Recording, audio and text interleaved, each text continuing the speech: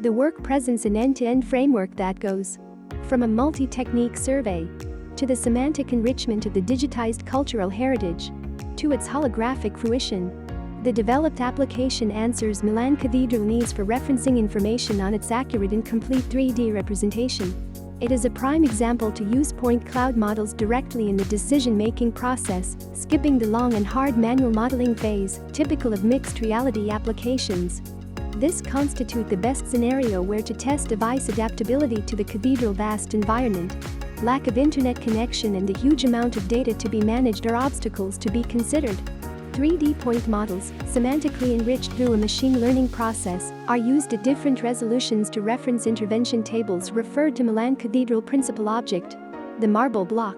This helps in structuring the whole application as the user loads only meaningful parts of the model, depending on where he is operating.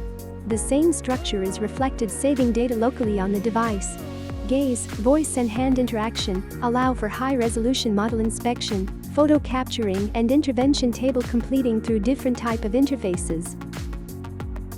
Starting the application, the user is prompted to select his working area. Afterwards, it is possible to start moving, rotating or zooming the 3D model for close-up inspection. To create a new intervention, the user start the process from the contextual hand menu, select the marble block to which the table is tied, and start filling the module.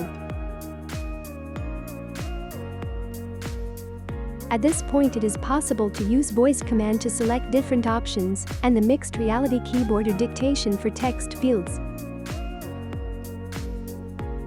Pictures are captured at this stage. Restorers, historians, archivists, installers, decision-makers could benefit from a complete, detailed, and accurate system. It could also serve as a basis for the Milan Cathedral to catalog, collect, store, and reference information, speeding up the communication between the operators.